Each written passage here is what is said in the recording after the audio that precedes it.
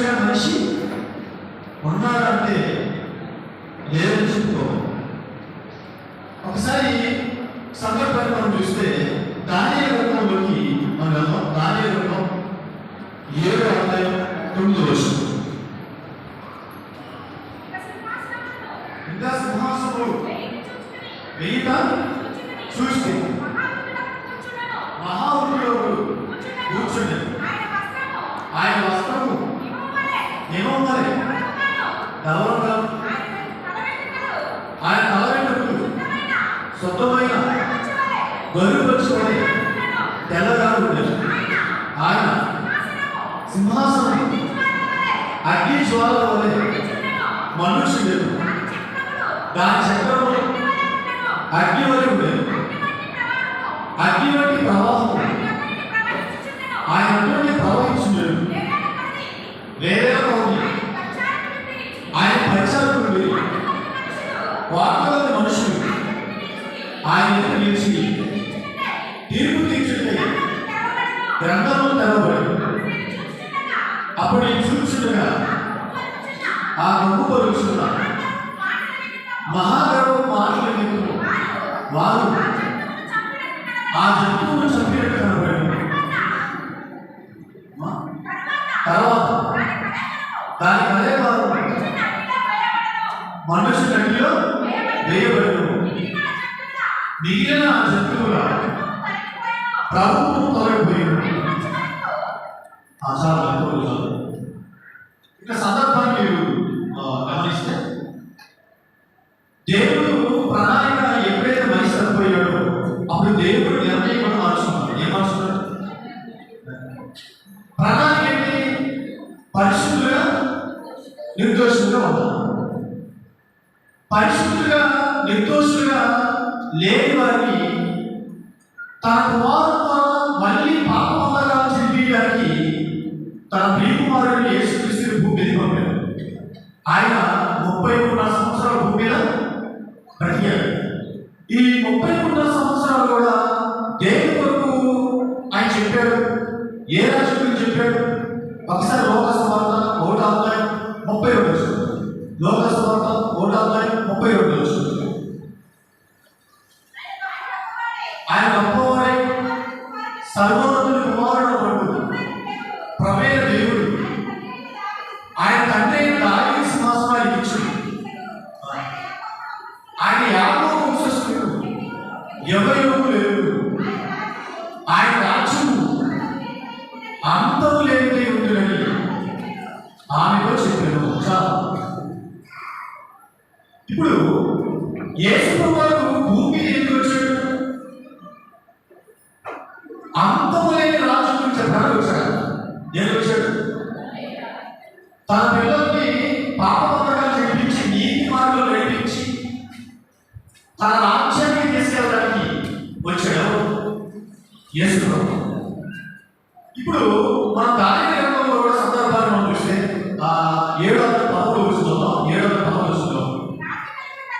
రాత్రి కలిగిన దర్శనము నేను ఇంకా చూస్తుండగా ఆకాశ మేఘాలుడే మనిషి కుమారుడు పోయిన ఒకరు వచ్చి ఆ మహాత్ముడు సన్నిధి ప్రవేశించి ఆయన సమూహములకు కాదు సకల జనులు రాష్ట్రము ఆయన భాషలో మాట్లాడువారు ఆయన సేవించినట్టు ప్రభుత్వము మహిమను ఆధిపత్యం ఆయన దేవుడు. ఆయన ప్రభుత్వం శాశ్వతమైనది, ఆయన ఎన్నటికీ తొలగిపోదు. ఆయన రాజ్యం ఎప్పుడు లేదు. దేవుడి పిల్లల మనం ఆలోచిస్తాం. వారి నుంచి 7:9 వచ్చిన కలిసి మనం చూసినప్పుడు అక్కడ దానియేలు దర్శించి జరగబోయే భవిష్యత్తు చెప్పాడు. దేవుడు చెప్పాడు, దానియేలు దేవుడికి ఇష్టంగా భూప్రియుడిగా ఉన్నాడు. లోకానికి వేరుగా దేవుని చిత్తం జరిగించే విషయంలో రోషంగా ఉన్నాడు. దానియేలుకి జరగబోయే భవిష్యత్తు ఏంటంటే మొదట మాట్లాడే మాటలో ఇంకా సింహాసనం వేరు చూస్తున్నాడు. తర్వాత వాడు ఆ జంతువు చెప్పినట్టు కనబడ్డాడు. ఏమన్నా ఆ జంతువుని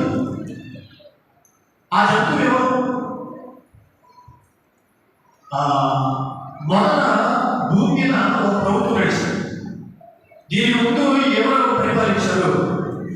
భూప్రపంచాన్ని రాజ్యాన్ని పరిపాలించిన ఎవరంటే రాజు. ఎవరు? రాజు పరిపాలన. అంటే ఇప్పుడున్న ప్రభుత్వాల ముందు ఏ పరిపాలన జరిగింది? అంతకుముందు రాజు పరిపాలించారు. రాజు పరిపాలనలో రాజు ప్రవర్తన జంతువుగా ఉండాలి. ఎలా ఉంది? జంతువుగా అంటే వారి ఇష్టమైనటువంటి వెళ్తున్నారు. వారు ఎవరి మనుషులు చంపేస్తున్నారు, పొరుగు వారి భార్య నాశిస్తున్నారు, వారి భర్తను చంపుతున్నారు. వారి ఇష్టమైన కామరికాల చేష్టలు, దుష్టత్వం, ఎన్నో నేరాలు వాళ్ళు చేయబట్టి దేవుడు ఆ ప్రభుత్వంలో ప్రవర్తన బట్టి దేవుడు బాధపడి దాన్ని ఏమానించాడు? మరణ జంతువు పరిపాలన. ఆ జంతువు చంపినట్టే రాజు పరిపాలన తీసేస్తానని ఎవరు చెప్పాడు?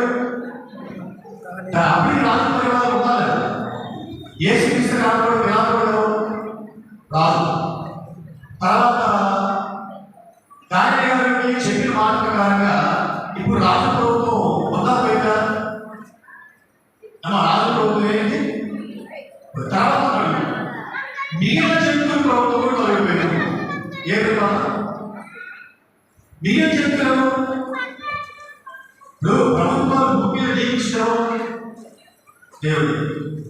ప్రభుత్వాలు నియమించిన ఆయన మళ్ళీ ప్రభుత్వాల గురించి ఏమాడుతున్నాడు? మిగిలిన ప్రభుత్వం అంటే ఇప్పుడు ప్రభుత్వం. మిగిలిన ప్రభుత్వం ఏంటి? రాష్ట్రపతి, ప్రధానమంత్రి, ముఖ్యమంత్రి, ఎంపీ, ఎమ్మెల్యే, ఇప్పుడున్న ప్రభుత్వం.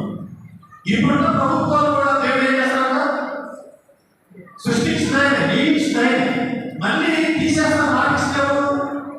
ఆయన ఇప్పుడు ఆయన మాటించే తప్పుగా వేస్తాడు. అంటే ఇప్పుడున్న ప్రభుత్వాలు కూడా తీసేస్తాను ఎవరు చెప్తాడు? దాని ఎందుకని రాజ్యాన్ని తీసేయాలనుకున్నాడు దేవుడు? దేవుడు ప్రణాళిక ఎప్పుడే తప్పిందో దేవుడు నిర్ణయం కూడా మారిందంటే నాకు లోబడే పిల్లలు, నా అడుగుజాడలు నడిచే పిల్లలు, నా చిత్తానికి అవకాశం పిల్లల వరకు ఒక రాజ్యాన్ని స్థాపిస్తున్నారు. ఆ రాజ్యానికి అడుగులను పరిశుద్ధుడు. మనం పరిశుద్ధుడు అంటే తన కుమారుడిని యేసుక్రీస్తు మాటలను లక్ష్యం వచ్చి ఆ మాట ప్రకారంగా బ్రతికే వారికి ఆ రాజ్యం ఇవ్వడు. యేసు ప్రభువు భూమి మీద వచ్చాడు, 33 సంవత్సరాలు బతికాడు. ఆయన బ్రతికే కాలంలో లోకంలో పలానా గొప్పగా ఎప్పుడైనా చెప్పాడు? ఇప్పుడు బంగారాన్ని చేశాడు, వజ్రాన్ని చేశాడు, వృక్షాలను చేశాడు, వెంటాయని చేశాడు, భూమి ఎన్నో సృష్టించాడు, ఎన్నో కలుగు చేశాడు తండ్రి పేరట. ఈ లోకంలో ఆయన బ్రతికే కాలంలో ఏదైనా ఆశించాడా? వీటన్నిటికంటే ముఖ్యమైన మీరే మనమే. నా పిల్లలైనా మీకు వీటన్నిటికంటే ముఖ్యం మనమే చేసుకోవాలి. ఇప్పుడు నా ప్రభుత్వం చూస్తే మొట్టమొదటిగా మీరు దేని ఎదగాలి? మీరు ఎక్కడి నుండి వచ్చానో అది ఒక జ్ఞాపకం. ఇప్పుడు నేను ఎంతమంది బాప్తిసం తీసుకున్నాను? చేయలేదు. నేను తీసుకున్నాను. బాప్తిసానికి ముందు మన నడవడిక, మన ప్రవర్తన మనం ఒకసారి పరిశీలించుకుంటే బాప్తిసం తర్వాత క్రీస్తులో గుణాలు ఉన్నాయా, తప్పుపోతాయా? బాప్తిసానికి ముందు మనందరం కూడా దేవుడి మార్గం తెలియనప్పుడు అందరం ఎవరు చెప్పండి? చీకట్లో ఉన్నవారు. బాప్తిసం తీసుకున్న తర్వాత కూడా చాలా మంది దిగజారిపోతున్నారు. సరే, అవకాశం ఇచ్చాడు కదా, అందరికి ఇచ్చిన అవకాశం, ఒకసారి అవకాశం ఇచ్చాడు. ఒక్కసారి ఇచ్చిన అవకాశాన్ని మనం ఏం చేయలేదు? సద్వినియోగం చేసుకోలేదు. ఇప్పుడు మనల్ని లోపం నుండి వేరు చేశాడు. అంటే ఎలా బ్రతకాలని ఒకసారి పేతురు రాసిన మొదటి పత్రిక 2:9 పేతురు రాసిన మొదటి పత్రిక 2:9 అయితే మీరు చీకటిలో నుండి ఆశ్చర్యకరమైన తన వెలుగులోనికి మిమ్మల్ని ఆ, ఏర్పరచబడిన వంశము, రాజులైన యాజక సమూహం, పరిశుద్ధ జనము, దేవుడు సొత్తే ఉన్న ప్రజలే ఉన్నారు. ఒక సందర్భం చూడండి, దేవుడు మనల్ని ఈ 3 గంటలు చర్చిలో చూసి తర్వాత సమయంలో చూడకుండా పక్కన ఎక్కున్నాడు. దేవుడు ఇప్పుడు మనం చూసి తర్వాత బయటికి వెళ్ళిన తర్వాత పక్కన ఎక్కుంటాడా, మనం ఫోకస్ ఉంటాం. అంతే కదా? సందర్భం ఆలోచించండి. చాలా మంది ఎంత వాక్యం ఉన్నా మార్పు లేకుండా ఇంకా బాప్తీసం తీసుకున్నారు, ప్రభు వైపు తిరగకుండా. వాక్యం విన్న తర్వాత చాలా మంది బాప్తీసం తీసుకున్నారా? మా ప్రసంగాలు తర్వాత ప్రసంగాలు ఉన్నప్పుడు మన హృదయం ఎలా ఉంటుందంటే రగిలిపోతుంది. అంటే బాప్తీసం తీసుకోవాలని రగిలం, బాప్తీసం తీసుకోవాలని వేడి.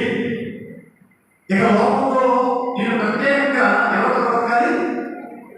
ప్రభుత్వం బతకాలి. దుష్టులు నన్ను ఎలాంటి ఆశ్రయం లాగానే వారి మాయలో వెళ్ళకుండా నేను బ్రతుకుతూ 10 మందిని కూడా మార్పు నడిపించే విధానంగా ఉండాలని చాలా మంది రైపోయి బాప్తీసం తీసుకున్నారు.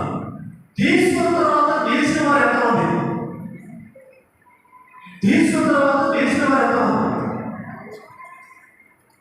మనలో